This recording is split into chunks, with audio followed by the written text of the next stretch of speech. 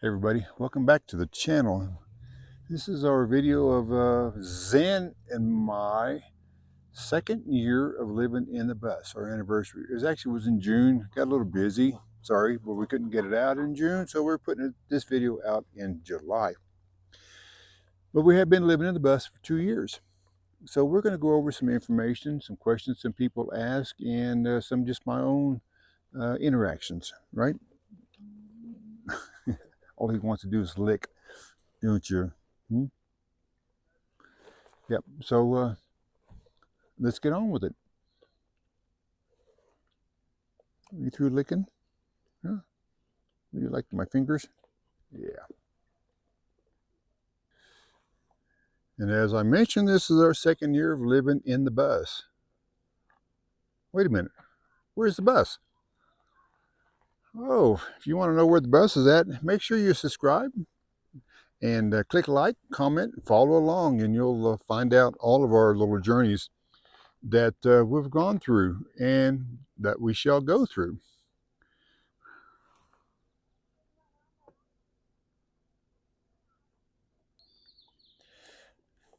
There he is licking again. So where is the bus? Well, if you follow along, the bus is still in Cedar City, being repaired.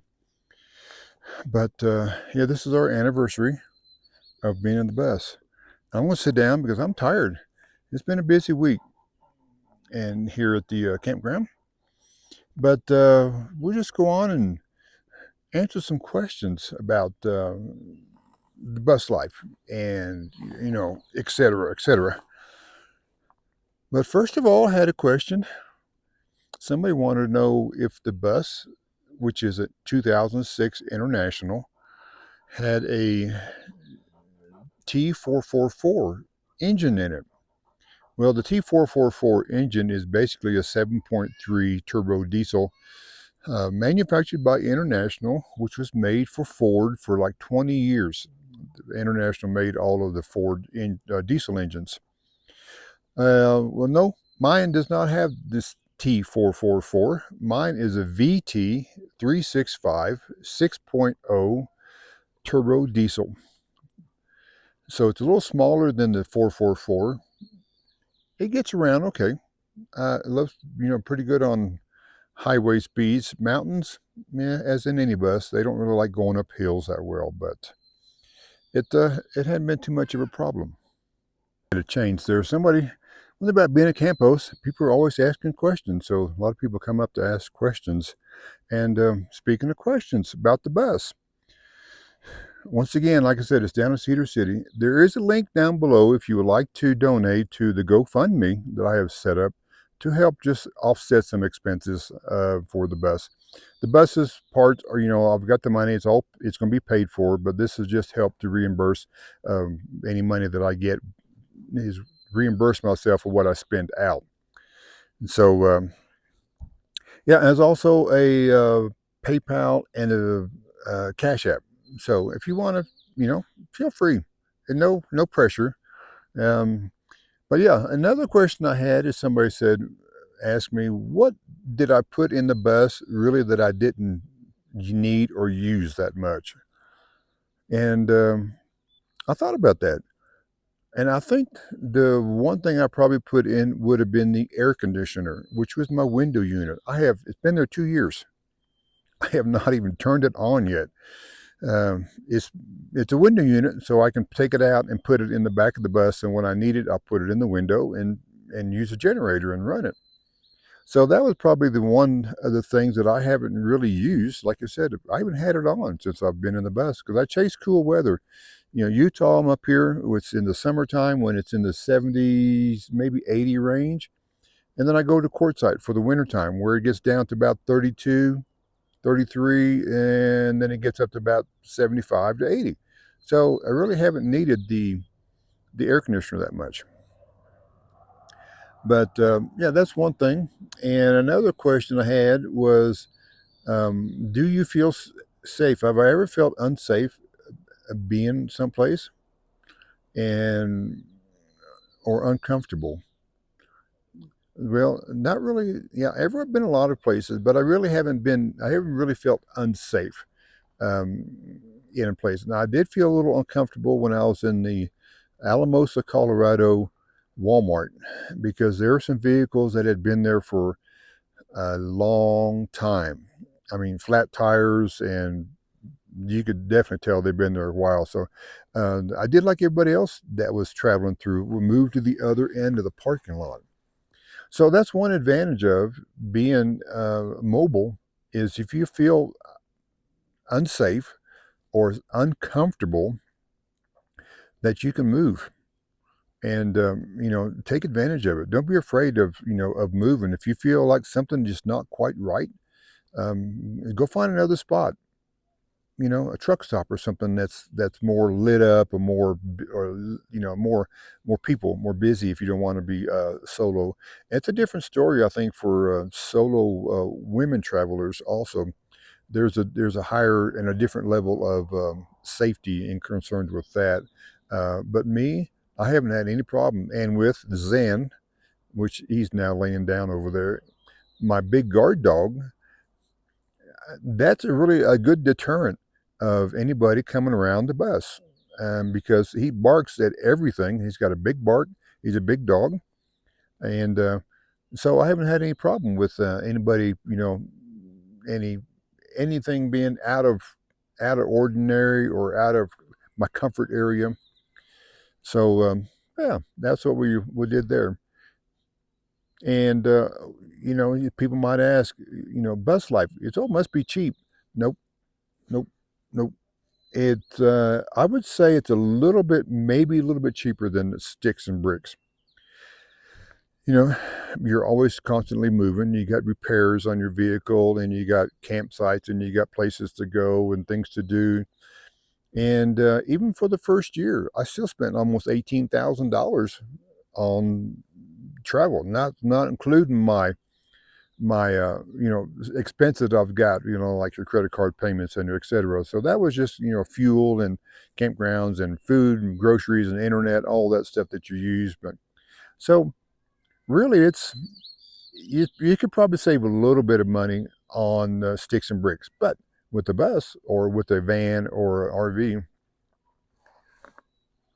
Look at my backyard. I've got a 2 million acre backyard.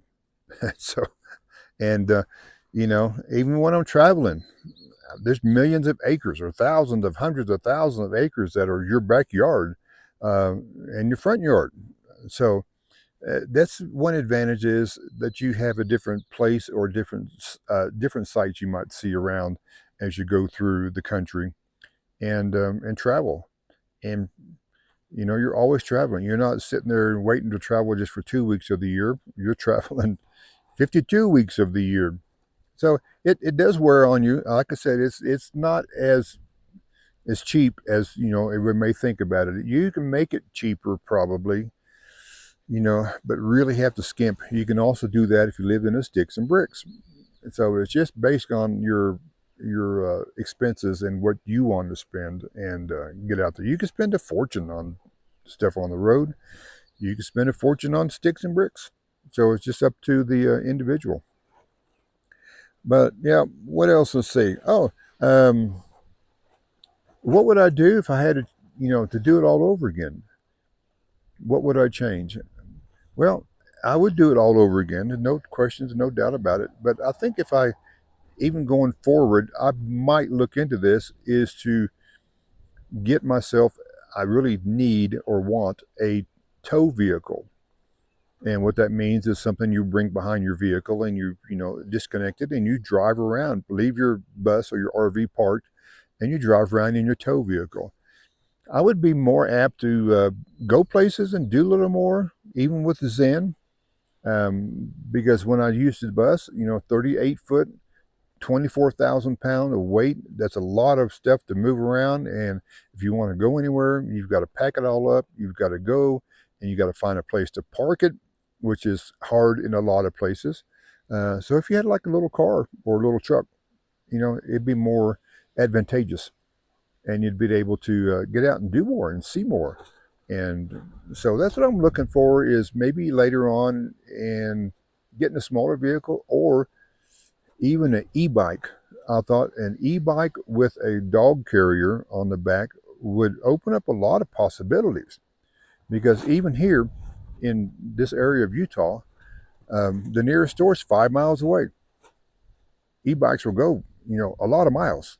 And so I could hook up Zen in the trailer and we could go down to the store and pick up our groceries and do our things and ride back. And don't have to be on the highway that much. Cut down some dirt roads.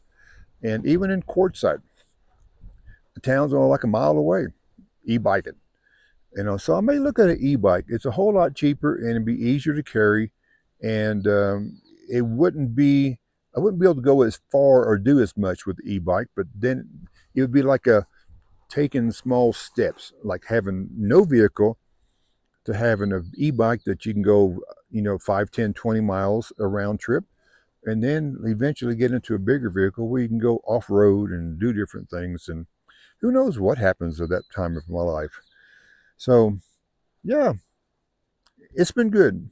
And I can tell you right now, one of the hardest things I had to deal with in bus life, and you may understand this or you may not, was I lived in the same town, in the same house for 37 years. Well, minus 1 year of being a divorce. So I lived in the same house for 36 years, but I lived in the same town for 37 years. And the hardest thing was when time came, I had to leave. I didn't have to leave, but I chose to leave. That was the hardest thing that I felt like I had to do in bus life, was I had to get out of my comfort zone of being in the same place for so many years, knowing so many people. Everything is the same, and getting out on the road where everything is totally different. That was it.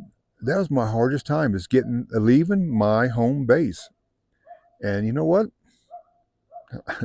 I should have done it a long time ago, because being out on the road, my stress level has dropped to almost nothing. Being on the road. Now in the campground, a different story. I've had a few rough days, so I've been a little elevated the last few days, and with the 4th of July coming up, um, there might be some beer involved in the evenings after a long day. So we'll see what happens. But yeah, that's what we're going to do on that. And 2 years of bus life. We're working on number 3. And right now we're in this kind of routine of here in Utah for the summer and work our way travel and go back to Quartzsite for the winter and travel a little bit and come back up here for the summer. So we'll see how it goes. And everything right now is going pretty good. If I get my bus back, and we'll find out shortly, hopefully, fingers crossed, that I give it a week. Part's supposed to be in this week, so we'll see what happens. But yeah, 2 years of Buslife, Zen and I, and he's enjoyed it too. I think he's a dog, but you can tell if they have issues with it, and he's been real comfortable going every place, doing everything that pretty much that I do, and just we're really relying on each other, and as a guard dog, as a companion, as a co-pilot, and just as a friend, somebody to talk to. He doesn't talk back. That's nothing wrong with that. But yeah, that's what we did for our bus life for 2 years. So I think we'll just kind of end the video here, because we didn't have a whole lot of questions to go through. And, I do have previous videos for the last year and a half of, the bus tour and the bus life and etc. And you're welcome to go back and watch those. Now, we will have a bus tour with cheap RV living probably around the first of the year. So I'll let everyone know when that's supposed to come out, and give it a view, because I'm excited to see what it looks like myself. But yeah, we're going to enjoy this rest of this evening. It's been a rough day. It's been my day off. So I've worked quite a bit on my day off. And without the bus, once again, um, my mobility is a little bit lacking, as we can say. So, um, but there's just things you work around in bus life, in RV life, in life itself, and you just learn how to deal with things and adjust as needed. and go on and enjoy your life, because it's short. It really is. And, get out and see things and do things and smell the air and just breathe and relax and enjoy your time here on Earth. So thanks everybody for watching. We'll have more questions if you want to. Put them in the comments.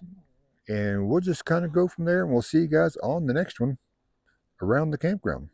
Hopefully, soon the bus will be back.